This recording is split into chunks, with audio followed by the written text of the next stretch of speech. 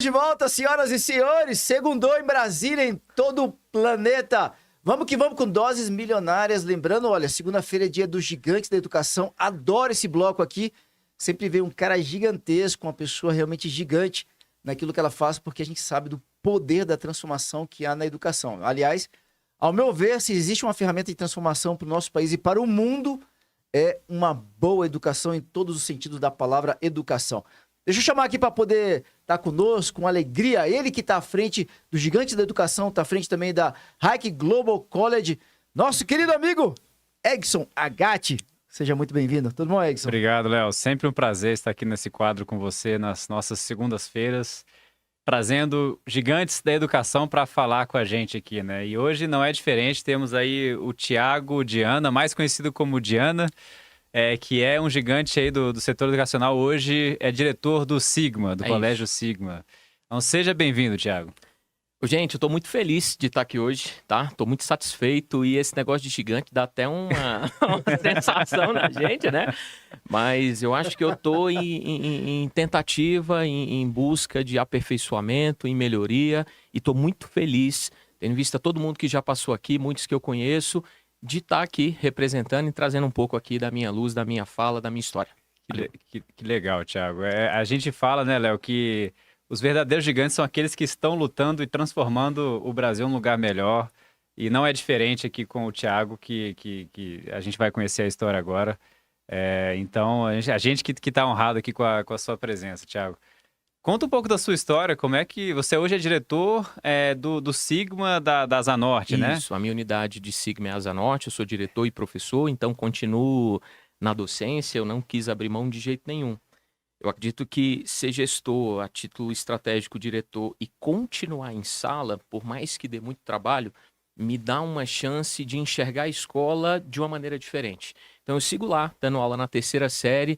Hoje eu sou professor e diretor do Sigma Professor de quê que você é? Eu sou professor de História e de Sociologia. Que legal. História e Sociologia. São as minhas áreas aí de formação. E assim, minha atuação sempre foi muito mais na educação básica e também na parte dos preparatórios e dos concursos eu atuei também.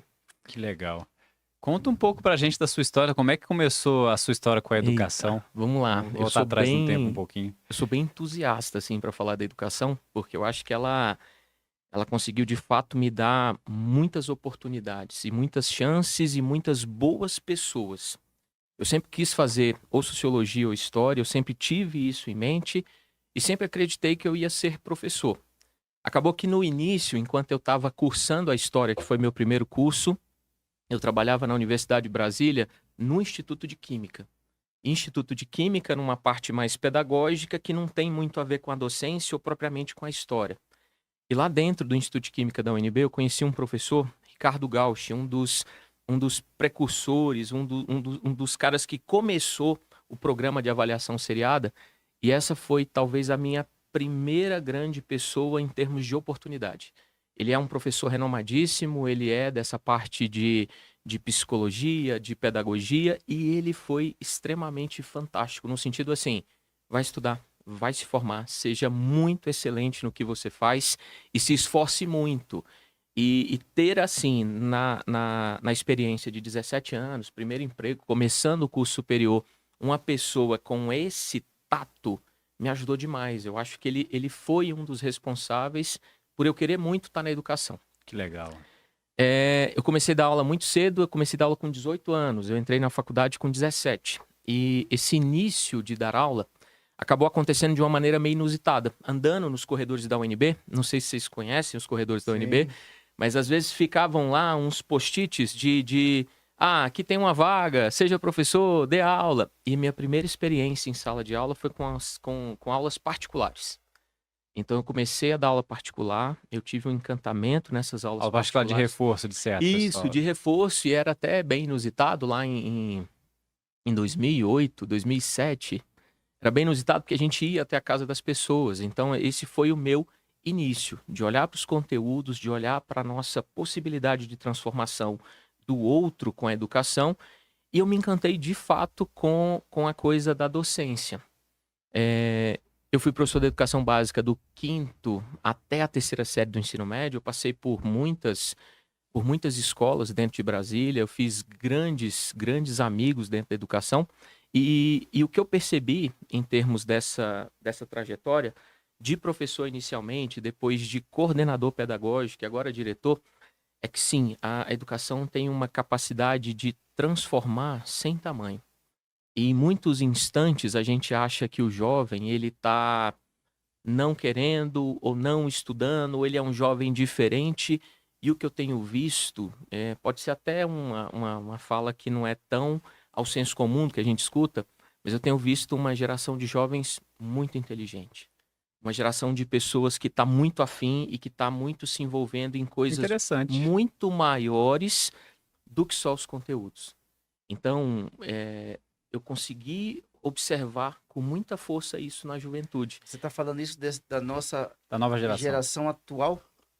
Geração da galera que tá no ensino médio hoje. Da geração da galera que está no ensino médio. Tem um livro. Espetacular, porque Tem- a gente vende muita gente falando do mimimi, a gente precisa até fazer um Contrário. corte daqui e funcionar, porque tá indo contra a maré, e adorei essa fala, Tem- adorei. Marca o corte aí, André. Essa aí, Até porque eu tenho filho meu no ensino médio. Tem um livro de um prêmio Nobel de Economia que chama Rápido e Devagar. Não sei se vocês conhecem. Conheço Uma muito bem. É boa um livro que leitura. mudou minha vida, esse livro. Mesmo, é. Caraca. Foi transformador. Esse livro já é ouvi muito falar bom. desse livro. E eu acho que né? o que esse livro me marcou foi nesse sentido do pensamento rápido, do pensamento que eu sempre escuto, do que eu não quero inverter. E a gente escuta mesmo. O jovem não quer, que o jovem não está afim, ou que existe uma predisposição ao não estudo. O que mais eu tenho percebido é que quando você tem engajamento, conectividade com essa pessoa, conexão real, genuína, e quando você consegue de alguma forma mostrar aplicabilidade do que você está fazendo, você consegue com ele muito longe. É uma geração de pessoas que está se esforçando para ir além dos pais, na minha opinião, mas em que sentido? Não no sentido ortodoxo do que o pai às vezes pensa de futuro para aquele jovem. Que às vezes, e eu vejo isso muito no ensino médio, um menino do ensino médio que vem e que já tem um planejamento de vida traçado não por ele, ou pelas predisposições dele, ou pelos interesses, ou pelas possibilidades, mas muito mais por uma predisposição da família. Não que essa opinião não seja importante, mas escutá-lo genuinamente, ajudá-lo, apoiá-lo, vai fazer uma diferença sem tamanho. É um cara que resolve problemas complexos, é um cara que pensa em detalhes que talvez a gente, na idade deles, eu não sei a idade de vocês são jovens, mas a gente na idade deles, talvez a gente não teve acesso àquilo. E aí eu concordo também. E mudou muito rápido, né? As coisas, como... Não tinha smartphone na nossa infância. Smartphone veio o quê? Em 2006, 2007. A gente estava na faculdade já, né? Quando começou. E aí começou a ser muito mais recente isso. E a gente vê como essa geração hoje tá se conectando. As redes sociais estavam começando também, né? E agora essa galera nasceu com isso. Eles estão... A informação é muito mais rápida. Já era mais rápido na nossa época do que na época dos nossos pais. Agora, então, tá muito mais rápido. Então, é um choque de gerações que a gente tem aí. E, às vezes, é até uma observação que eu ia perguntar pro Thiago, como é que se ele observa a mesma coisa. Que, às vezes, muita gente da nossa geração critica a geração mais jovem, que é o pessoal que tá no ensino médio, que eles não têm uma atenção... eles são mais preguiçosos, não estão ainda... Não tem a mesma vontade de trabalhar como a gente tinha, quando, na verdade, isso é mais um problema de idade e de percepção de maturidade até das pessoas que tem, do que, de fato, ser uma geração que está preguiçosa, né? Porque, como o Thiago observou, esse pessoal tá com vontade, desde que a gente consiga engajar, a gente consiga conversar com eles. O que você acha disso, Thiago? Eu acho que você falou sensacional, assim. Quando você fala dessa velocidade, e a gente olha para as mudanças do final do século XX e do século XXI, e aí você observa os autores, você vai olhar e você vai ter gente falando de um mundo complexo, e você vai olhar e vai ter gente falando em um processo muito rápido de globalização, de mundialização, e todas essas mudanças, principalmente de modelo mental, que eram operadas muito devagar anteriormente, agora elas são muito rápidas. Então as gerações mudaram muito e o tipo de aula lá de 20 anos atrás não vai atender. E a forma de cobrar e a forma de você encantar não vai atender. Porque é uma pessoa diferente, que teve outros tantos estímulos e que tem uma capacidade de ter acesso à informação muito grande. Não, gente, que informação seja a mesma coisa que conhecimento adquirido. E eu acho que essa inundação de informação lá no Harari ou em qualquer um desses autores mostra pra gente o quanto essa inundação é problemática. Mas aí é que tá. É aí que eu seleciono, é aí que eu deixo seletivo, é aí que eu refino e é aí que eu faço esse jovem perceber aplicabilidade nessas questões. Tem alunos e alunos, estudantes e estudantes, mas eu não consigo perceber. Eu posso estar sendo muito entusiasta, tá? Mas é porque, de fato, nas minhas experiências, e eu tive experiência em colégio militar, a experiência do colégio militar foi sensacional na minha vida. Tive experiência em escolas bem grandes, em cursinhos bem grandes de Brasília, e cada vez eu percebia que sim, tem uma galera querendo muito, tentando muito, se esforçando muito. E tem uma galera que tá, assim, de fato, apetecida e querendo e tentando. E às vezes ela não sabe nem. Vocês vão ter um bloco para falar dessa inteligência emocional e dessas questões todas, né? Depois. E ela não sabe nem como se portar nisso tudo. Ela tem dificuldade, às vezes, de ter um auxílio na condução, da pessoa entregar ali possibilidades de, pelo menos, ela ter uma reflexão um pouco mais apurada, tendo em vista que tudo é muito rápido, às vezes dá um cansaço neles na quantidade de possibilidade que eles têm. Uhum. Então, assim, eu tenho tanta possibilidade, isso acontece com a gente também, tá? A gente tem tanto processo de escolha para tudo que você tem um cansaço em relação à escolha. E aí, quando você deixa essa pessoa fazer um processo de construção, e aí ele tem que ser supervisionado, seja pela família, seja pela escola, seja por pessoas que com um grau um pouco maior de experiência vão mostrar possíveis caminhos. Não que sejam caminhos obrigatórios ou que seja uma coisa a ser seguida simplesmente porque aquela pessoa falou. Mas eu acho que é uma forma de fazer essa pessoa refletir que em outros tempos ela não refletia. Talvez lá, 20 anos atrás, a gente escolhendo o curso superior, a gente olhava para 3 cursos ou para 4 cursos. Ou a gente só olhava para o ensino superior como possibilidade. E a gente não olhava para um horizonte de tantas coisas e tantas competências e habilidades que o conteúdo, pelo conteúdo, não entrega. Sim. O que vai distinguir essa pessoa, principalmente quando ela estiver exposta lá no ensino superior, no mundo do trabalho, são outras capacidades que vão além de um conteúdo mais ortodoxo e metódico, sabe? Então, acredito muito nisso que você estava falando. Sim. Quer um exemplo? A nossa geração, estamos aqui na casa dos 30, 40, é uma geração única porque é a primeira vez que nossos filhos estão jogando videogame com pais que também jogavam videogame. Então, eu tô aprendendo muito observando o meu filho, que é mais...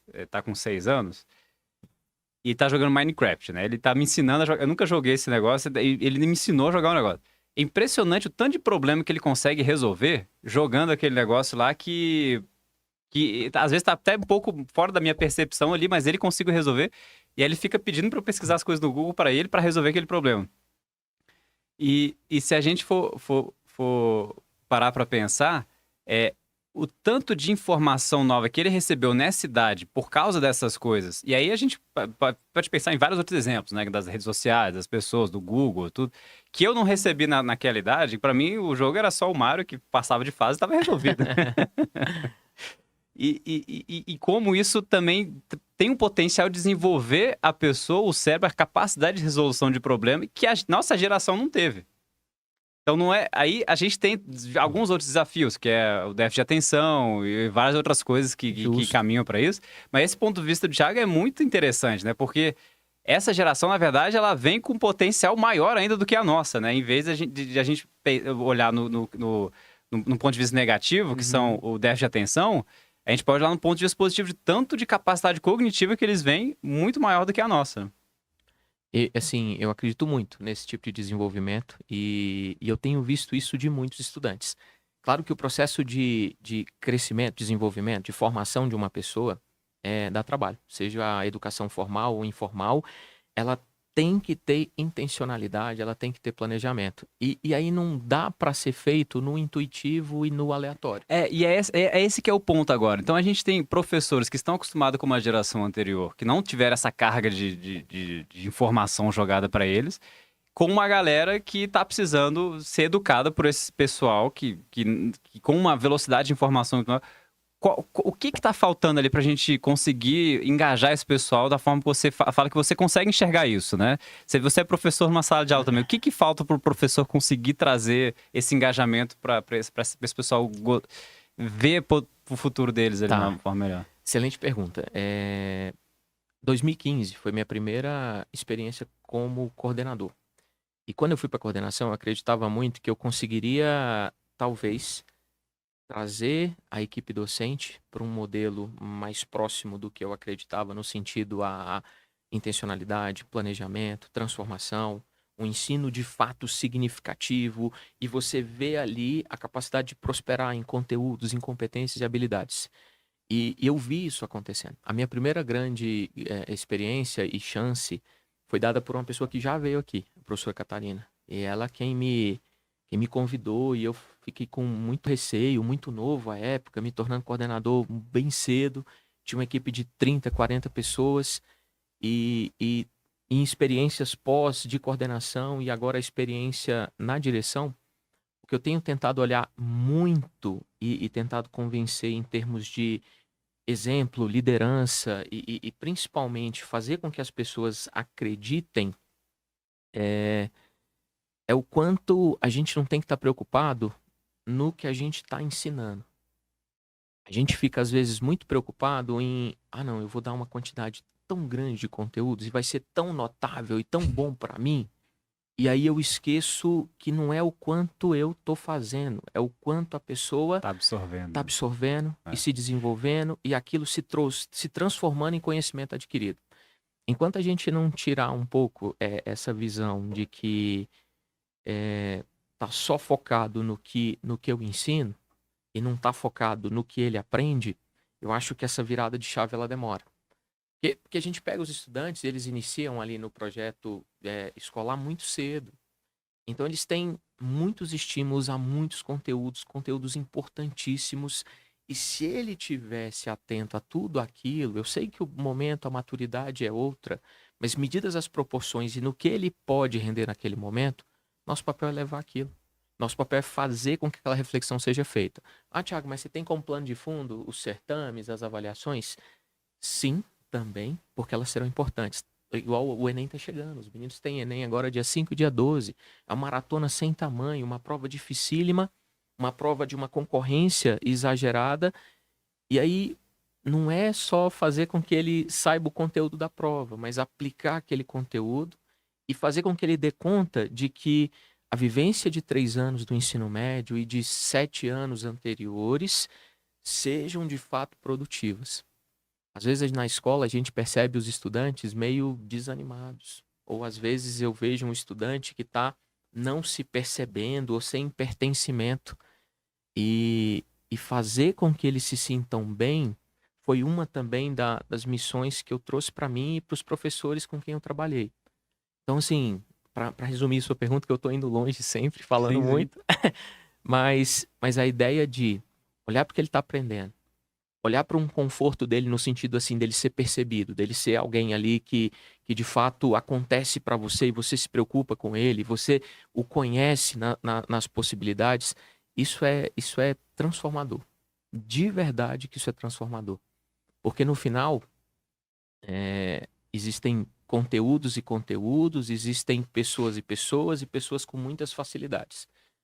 Mas quando eu olho a criatividade de um aluno do 6º ano, o que eu tento convencer o professor é que eu quero que aquela criatividade, aquela espontaneidade, aquela capacidade dele, criativa, abstrata, e aquela animação permaneça até o fim da educação básica. Então, um dos nortes é isso também. Como que o menino chega tão feliz, tão animado, tão empolgado, tão criativo, tão sem barreiras, e aí o sistema faz com que ele tenha um monte de amarra? Não. Então a gente tem uma tendência, onde eu atuo, a pensar diferente disso.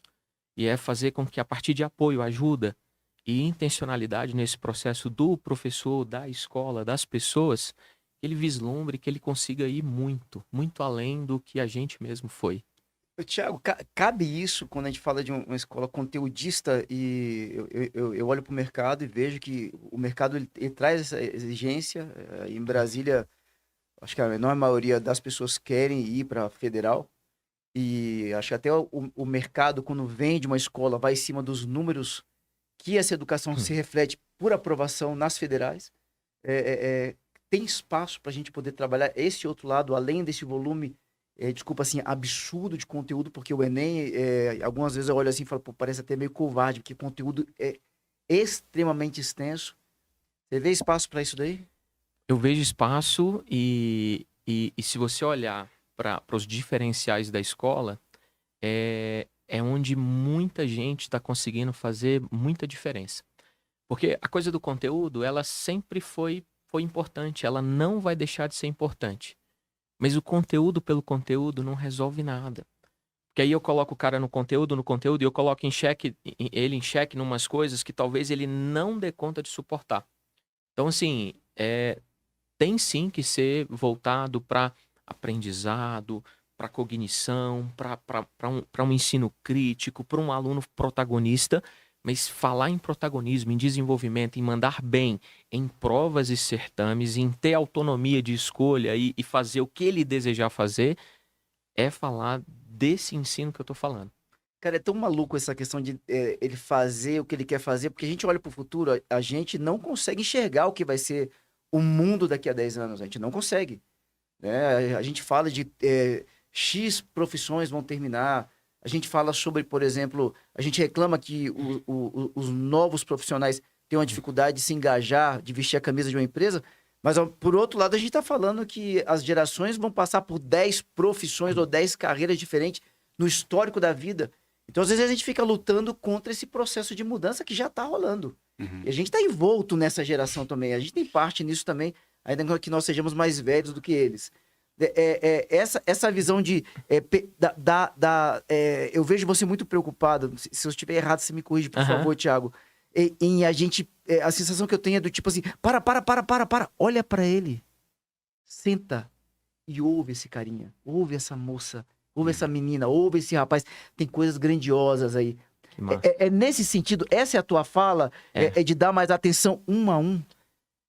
Atenção um a um não é simples, mas é nessa perspectiva. Dele ser visto, dele ser reconhecido, dele ser legitimado, dele olhar e ter um desenvolvimento de uma grande habilidade que foi deixada de lado porque alguém achou que aquilo não era importante para ele, aquilo fazia uma diferença sem tamanho. Você falando do futuro das profissões ou das profissões do futuro, é muito, muito legal essa fala, e quando a gente olha para os processos tão rápidos, eu concordo que muitas profissões vão se transformar, outras vão ser extintas e outras novas vão chegar. Só que cada vez mais você vai precisar de pessoas que tenham uma bagagem legal de soft skills. E aí não tem como. Porque se eu trabalho com ele, a capacidade dele se comunicar bem, a capacidade dele se posicionar bem, a capacidade dele olhar para situações e ele não simplesmente aceitar sem uma reflexão mínima, se eu olhar para o soft skill e se eu olhar para o desenvolvimento pleno dele, pode mudar a profissão. Ele vai mudar se ele quiser mudar e se ele desejar mudar. E se ele quiser mudar, ele tem tão trabalhado com ele essa questão de razoabilidade ou mesmo de Adaptabilidade.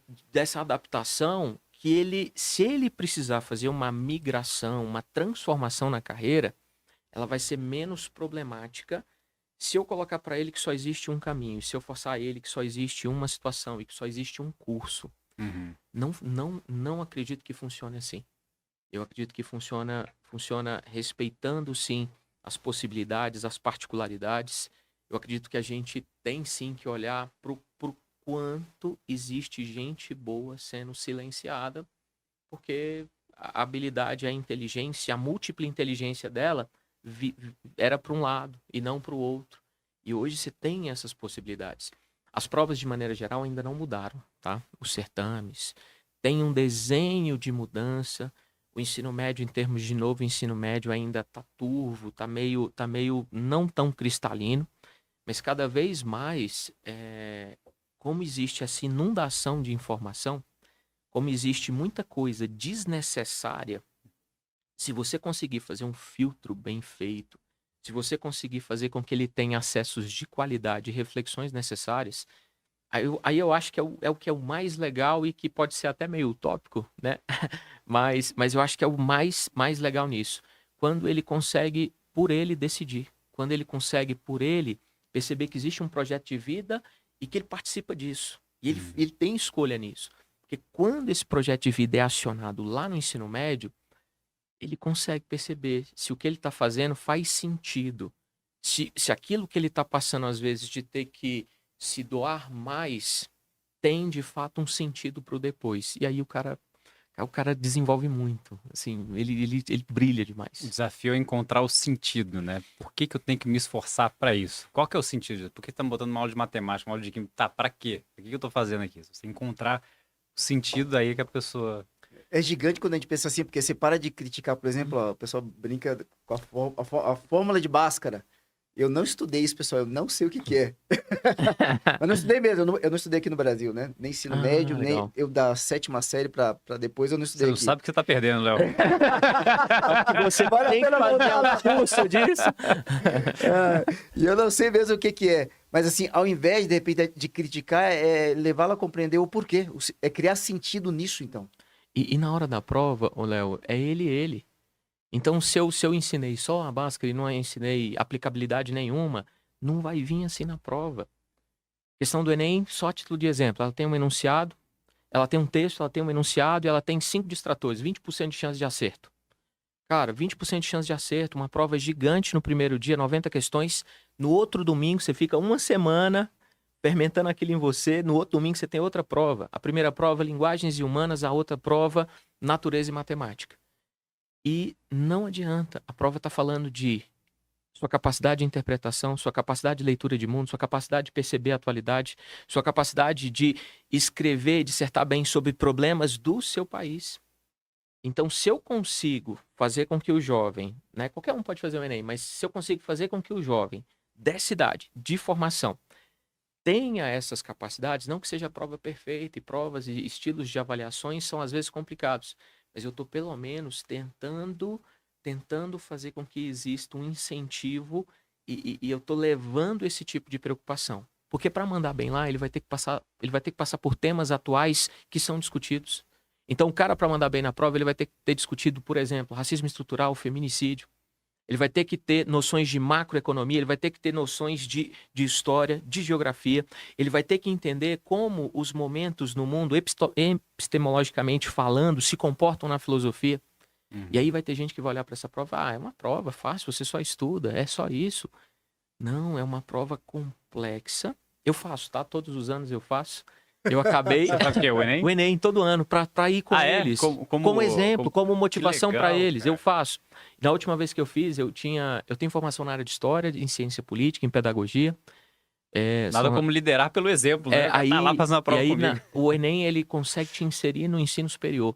E aí eu comecei a graduação de filosofia na Universidade de Brasília. Tô no 2º semestre e a vida tá meio tensa, eu tô tendo que trancar o curso. Qual foi a sua primeira graduação? Primeira graduação em História. História.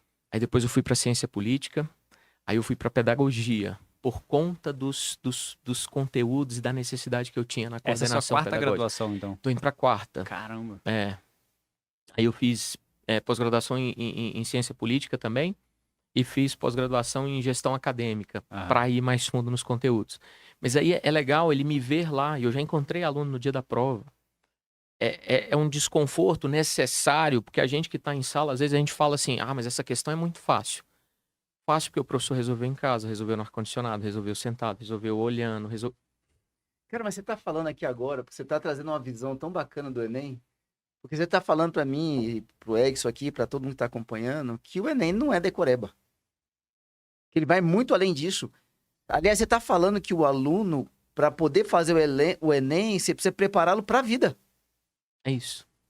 E tem que ser para a vida. Porque se não for para a vida, ele não vai perceber temas altamente relevantes. Ela é a segunda maior prova a título de exames da educação básica. Só perde para um exame de ensino médio da China. Só para você entender. Você tá falando a nível mundial, A cara. nível mundial. É a segunda maior prova de educação básica do mundo.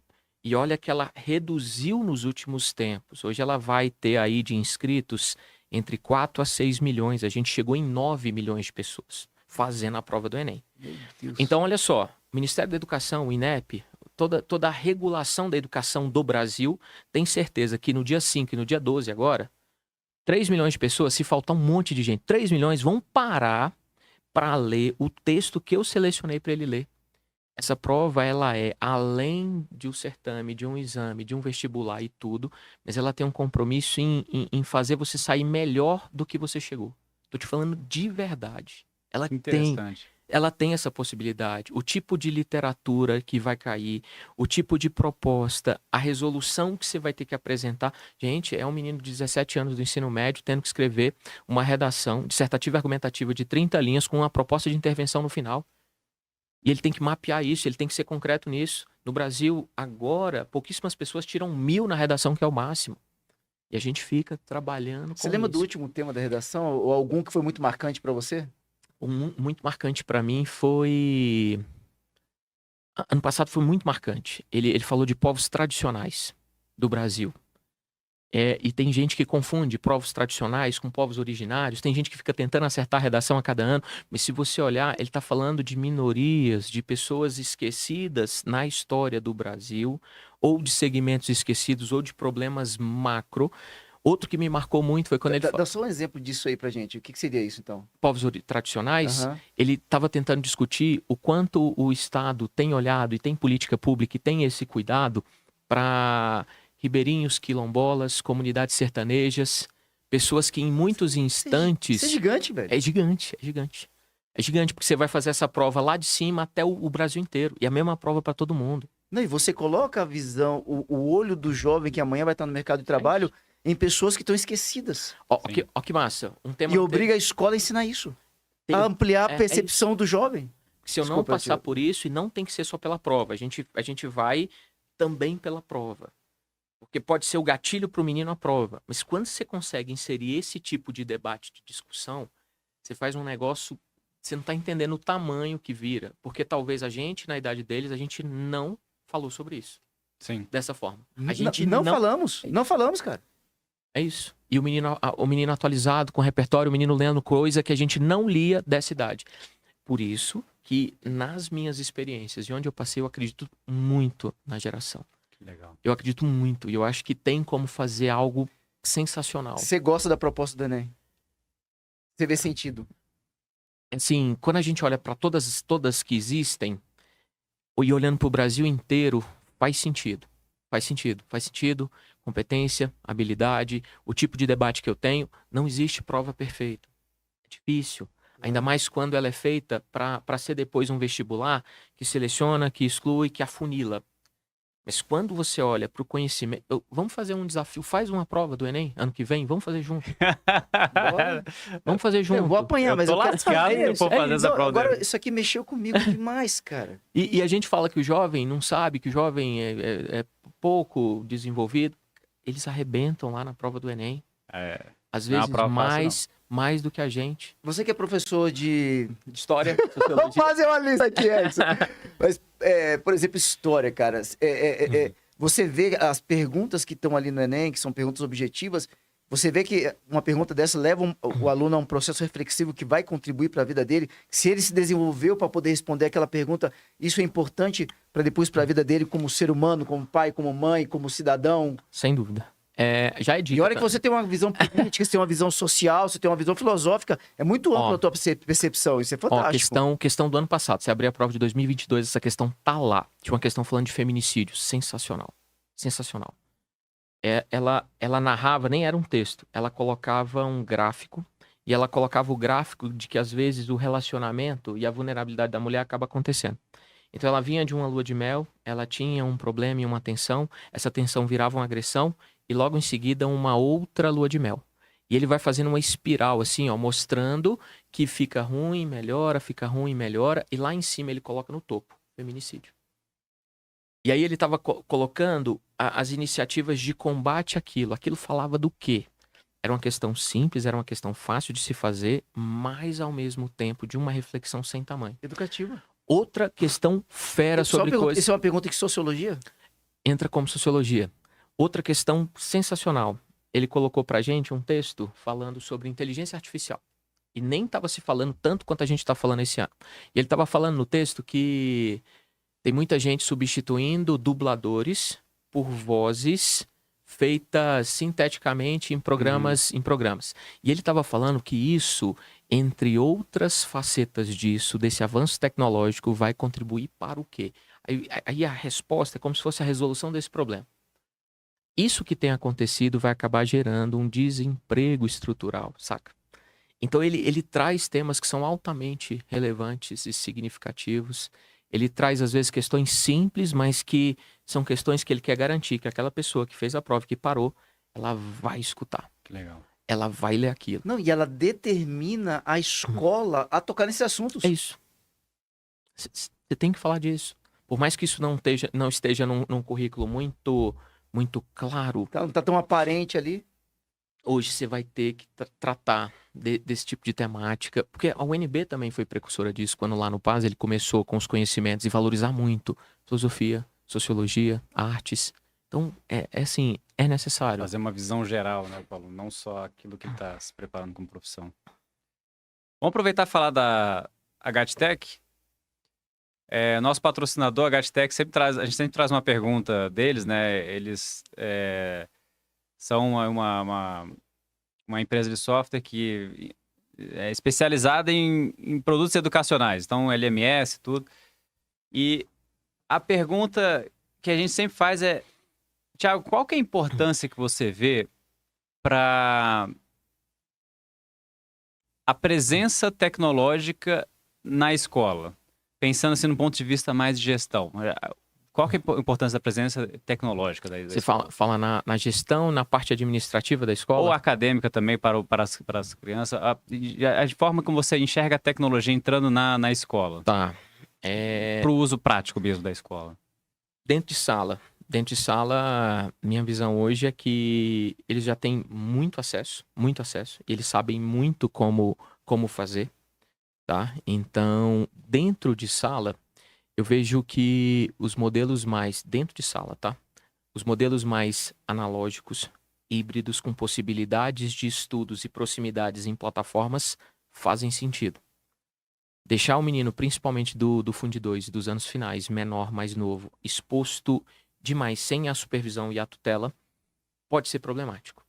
Ensiná-lo a potencializar com aquilo, mostrar caminhos, de fato, é um grande diferencial e é estratégico. Para a gestão, é sobrevivência, é perenidade. Então, os processos cada vez mais automatizados, mais eficientes.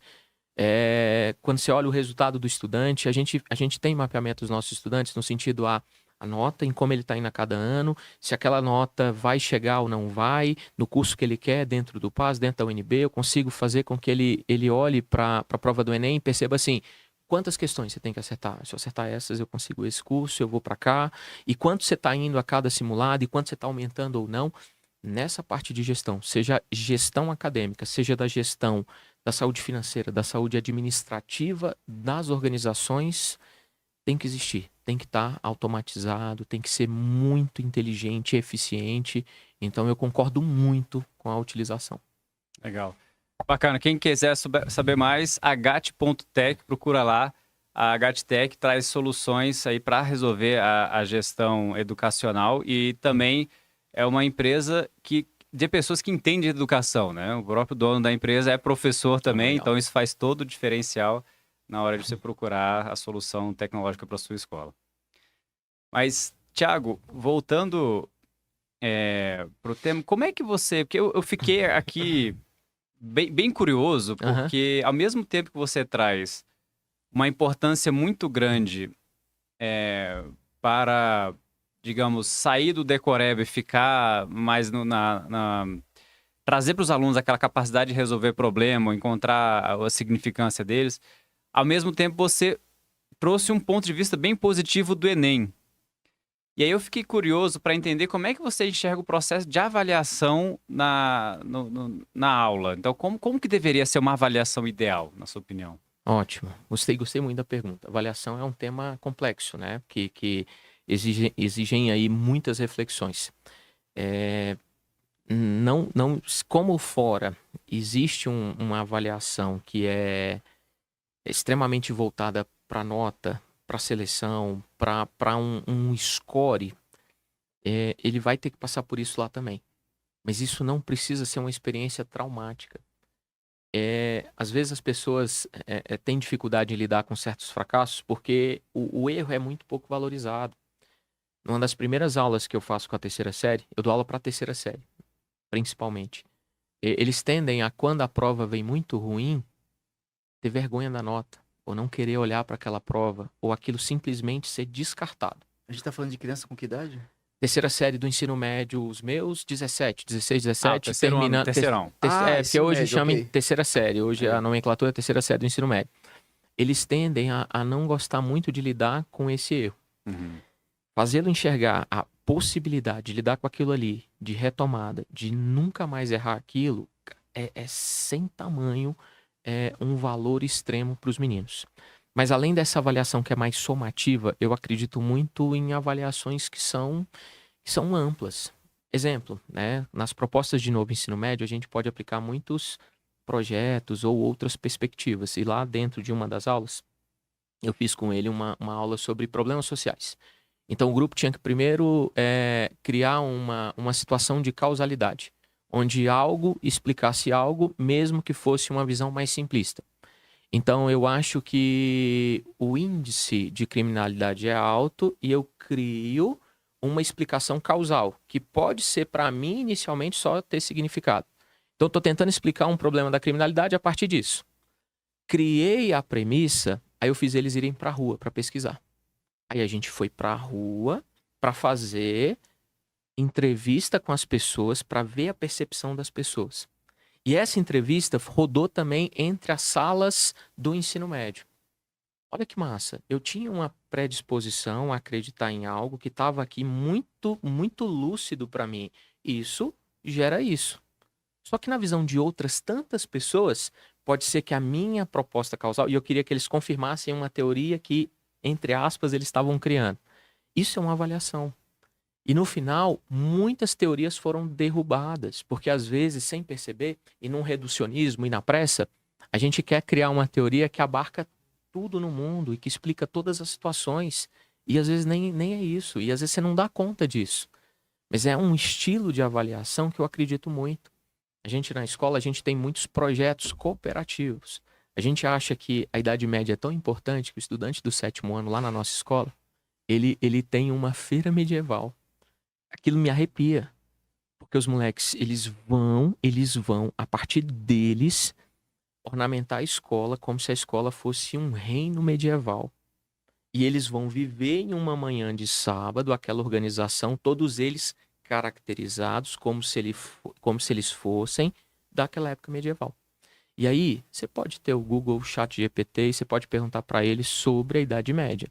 Mas você falar que a experiência, a vivência e a reflexão e o marco que ele vai ter daquilo é maior do que viver a experiência ao lado dos amigos e falando daquilo e o pai visitando e a escola parecendo um feudo medieval, não tem jeito. A escola tem um outro projeto de avaliação dos alunos que entra junto com as provas. E a gente não abre mão da prova, a gente não abre mão do caderno, a gente não abre mão dele ser organizado. Mas a gente tem hoje lá na escola, no Sigma, um projeto que ele é um dos primeiros em Brasília de simulação da Organização das Nações Unidas. É o mesmo modelo de Harvard, é o mesmo Já ouvi modelo de falar disso aí. Yale. Legal. E aí hoje a gente tem envolvido nessa atividade 700 alunos, porque a gente não consegue dar mais espaço, porque ele cresceu muito. E aí o menino vai ser comitê histórico, ele vai ser STF, ele vai ser Câmara, Senado, ele vai ser o Conselho de Segurança, e ele tem uma preparação e ele vai em 3 dias fazer discussões a partir de temas que nós criamos. Então, assim, acredito na avaliação somativa, até porque os vestibulares vão exigir dele esse tipo de habilidade, esse tipo de Avaliação proficiência. somativa é o quê? Essa Pontuação. pontuação. A de pontuação. Acredito em avaliação diagnóstica, que é quando o professor, no tato dele, ele percebe quem sabe, quem não sabe. E a diagnóstica é muito difícil, porque você precisa se preocupar muito. E eu acredito nessas avaliações que são mais qualitativas, que são diferentes e que vão gerar esse tipo de engajamento. E o mais legal é que, assim, ele muda durante, porque ele vai aprender a trabalhar em grupo. E ele vai entender que a vida não é fácil. Ele vai trabalhar em grupo. Ele vai perceber que a cooperação é algo que não é simples de ser construído. Mas que é possível cooperar, é possível desenvolver lideranças. E de maneira natural, você vai ver nas lideranças, ó, surgindo no meio deles. E a liderança vai acontecendo. E os perfis vão ali, ó. Cara, é muito, muito legal, assim, eu fico animado. Porque os perfis vão aparecendo. E aí, assim, imagina você ter uma escola que toda avaliação, a vida inteira foi só prova. A prova é importante, mas os formatos de prova são também, Uhum. sabe? E mudar e Qual que é o diversificar. formato ideal, assim, de prova? Vamos dizer, começar pelo... Qual que é o formato de prova que você critica, que você não acredita que funciona? Não, eu acho que cada uma delas tem uma missão. Eu acho que a cegueira e o reducionismo é acreditar que uma só vai resolver. Entendi. Que uma só vai te gerar uma formação que precisa ser complexa, que precisa ser multi. A gente não está numa época em que o olhar 0, 1, bem e mal, e do maniqueísmo e da dicotomia resolva. Não resolve. Então ele tem que estar, sim, numa situação confortável de ler um texto e saber julgar itens. Mas ele tem que estar, sim, numa capacidade também que, se for... uma vez eu inverti. Eu fiz uma avaliação no Colégio Militar. E a questão era para... Eu inverti. Ele tinha que... O comando era, numa prova dissertativa, ele tinha que produzir uma questão. Eu não precisava responder. Legal. Porque na hora que ele fez a questão, ele já sabe a resposta. Uhum. Então, desse determinado tema e tratando desses tópicos, faça você a questão. Isso é muito legal. Muito. Cara, Saber fazer a pergunta certa. não, e se ele fez a pergunta, ele sabe responder. Porque toda vez que a gente vai formular uma pergunta para alguém, você sabe a resposta, sabe? E eles não percebem o quanto isso é significativo. E aí os meninos vão se transformando, os meninos vão entrando nesse formato, nesse modelo, e vão comemorando e celebrando pequenas conquistas. Eu melhorei aqui, consegui melhorar aqui. Ah, não fui tão bem aqui não, mas não ter ido bem aqui agora não me machuca tanto quanto já me machucou, porque eu sei que eu tenho outras capacidades e que não é uma prova que é decisiva numa caminhada de vida. Só que tem gente que acredita que uma prova com uma nota baixa é fracasso eterno. Nunca foi.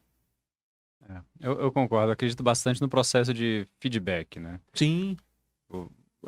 O aluno tem que estar confortável com o erro, e o professor também. O professor tem que testar se o aluno está errando, o conhecimento dele, o mais cedo possível, não só lá na frente, quando de uma forma de julgamento, né? A gente não está ali para julgar o aluno, a gente está ali para passar o feedback para o aluno melhorar naquele seu processo de aprendizado, né? E, Thiago, o que você acredita que os professores que estão vendo agora, os educadores que estão assistindo a gente que quer chegar aí na posição que você já chegou na carreira, quais são as dicas que você dá para alguém que está começando agora na educação, como profissional? Boa. Não tem assim, não tem uma receita, mas eu acho que tem coisas que são básicas, né? E uma das coisas que são muito, muito importantes e muito básicas, estuda muito. Seja uma pessoa que tem capricho no que você faz. Seja uma pessoa que se preocupa com os outros. Não tem como. O professor só existe porque existe antes uma série de pessoas que vão parar para te escutar. Então, assim, a docência para mim ela é muito especial, porque eu penso assim, esse grupo de pessoas aqui, eles pararam para me escutar. Isso é de um respeito, isso me toca de um jeito que é sem tamanho, de sobremaneira. O tanto que isso é importante da pessoa oferecer o tempo dela num mundo que a gente não tem tempo para nada e que você está sempre atolado de coisa e alguém parou para te escutar. Mas, professor, essa pessoa não vai te escutar do nada. Do nada. queria eu que o processo fosse assim. Ah, não, eu sei que eu tenho que estudar, então só de eu saber eu já vou fazer isso. Não, porque eles são jovens, eles são imaturos. E aí o adulto da relação e quem vai conduzir, mediar esse processo, e por isso que o professor não pode, não que ele seja detentor de tudo, mas ele não pode sair do papel que é dele, da responsabilização que é dele, de fazer uma condução que seja acertada, estratégica, de oferecer boas situações. Então, assim, eu acredito muito em professores que estudam, que se comprometem, que fazem o que precisa ser feito. Ah, Thiago, mas tem um monte de dificuldades e tudo tem. E todas as profissões têm os difíceis e tem desafio em todos os lugares. E se você escolher outra profissão, você vai ter outro desafio. Mas de verdade que eu não me vejo fazendo outra coisa. E sempre quando, né, a coisa de estar na gestão acontece, e agora na direção, o meu pensamento é sempre assim: como eu posso auxiliar essa pessoa também nesse processo de formação? Como é que eu posso fazer com que essa pessoa ela perceba alguns insights que são importantes? Porque não adianta, a gente às vezes como professor, a gente é meio egocêntrico e achar que a aula é uma coisa assim irretocável e a prova. E não, a gente precisa disso que você falou, dessa cultura de feedback, de devolutiva, de uma coisa que o outro percebeu, que o outro já tem e já apanhou muito mais que você. E se você fizer um pouco daquilo, eu acho que você vai ter atalhos muito importantes. Você vai ganhar aquelas pessoas. Estudo, capricho, humildade intelectual para aprender. A gente, quando é muito novo, a gente acha que sabe tudo, quer ensinar para os meninos até o que a gente não sabe. É uma pressa absurda. Então, esse tipo de organização eu acho que vai fazer com que sim, com que tenham professores sensacionais. E eu tenho professores que dividem hoje salas e tudo comigo, que foram meus alunos. E eu fico muito feliz, assim, de vê-los brilhando, de vê-los pedindo ali um conselho ou outro, uma voz ou outra. Então, acredito muito nessa sequência. Muito bacana. Bora, mano, velho. Vamos lá, foi boa conversa. Excelente, né? Tô impressionado. Passa rápido demais, né? Tô aqui querendo um monte de pergunta, mas já estamos no... Mas eu virei teu fã, cara. Que legal, que legal. Palavras finais aí, Edson Agatti. Bom, Thiago, Diana, foi sensacional a conversa. A gente aprende a cada conversa, né? E hoje a gente conheceu um novo ponto de vista, tanto em como observar as novas gerações, no tipo de profissional que se procura aí no mercado de trabalho, com uma visão mais ampla e com humildade até, né? Como você ressaltou. E a forma também como você enxerga a avaliação com todas essas características que você colocou foi bem interessante. Então, muito obrigado pela conversa de hoje e foi um prazer tê-lo aqui. Eu que agradeço, fiquei muito feliz pelo convite. Como falei, vieram pessoas aqui que foram especiais demais e um negócio que eu queria ter falado, não falei. Isso tudo que eu falei também precisa, né, no sentido do professor, de oportunidade. Eu fui uma pessoa que muitas pessoas deram oportunidade. Seja o professor lá da Química, seja a professora Catarina, seja o diretor da escola militar onde eu trabalhei, seja os diretores da escola que eu estou hoje. Então eu sempre me vi perto de pessoas que se preocupavam com oportunidade para outras. As pessoas sem oportunidade, pode ser que ela tenha um interesse, uma vontade extrema e a vontade humana faz muito, mas oportunidade, cara, dá oportunidade para as pessoas, deixa as pessoas florescerem, acredita. Pode ser que você também se decepcione, mas assim, acredita e oportunidade muda a vida das pessoas junto com a educação. Mas eu acredito muito na oportunidade. E aí, agradeço a oportunidade de estar aqui, viu, senhores? Muito obrigado. Thiago, você quer deixar o contato se alguém quiser falar com você, te conhecer? Pô, pode me adicionar lá no Instagram, Thiago Diana A. Thiago Diana com um A no final, Thiago sem H. A gente tá nessa maratona pro Enem, então vai ter aulão acontecendo, vai ter live acontecendo, vai ter muita coisa boa até a prova do Enem aí, que é uma culminância importante de ano, e para outras questões, profissionais da educação, quiser conversar e trocar uma ideia, tô à disposição sempre. Maravilha. Quem quiser acompanhar esse episódio mais uma vez, ou quiser acompanhar outros episódios do Gigantes, como é que faz, Edson? Gigantes da Educação, estamos lá no Instagram, @Gigantes da Educação, também no YouTube e no Spotify. É só procurar a gente em qualquer um desses canais que vocês vão ver o episódio de hoje com o Thiago e também diversos outros que estão lá na nossa plataforma. Exxon, Agate, valeu demais. Thiago, que bom que você tá onde você tá, cara. Que genial. Esse cara é fera demais. Ah, que isso, eu que Adorei, agradeço. velho. Trouxe uma perspectiva tão otimista e bacana e pra mim muito real. Muito real. Pessoal, a gente vai pra um rápido break. Daqui a pouquinho a gente volta. A gente volta com Doses Milionárias e com o Theo Corso, falando sobre viver de forma smart. Mandou uma palavra em inglês aqui. Vamos entender qual que é o propósito dessa palavra aqui daqui a pouquinho. Exxon, obrigado mais uma vez, cara. Que bacana que vocês estão aqui. Cara, tu é fera pra caramba. Parabéns. Valeu, Que legal, galera. cara. Valeu. A gente fica feliz porque tem uma galera Tô na caminhada. gigante lá, sendo muito bem cuidado na Asa Norte. Que bom, bicho. Que bom. Parabéns, parabéns. Rápido break, a gente já volta, pessoal.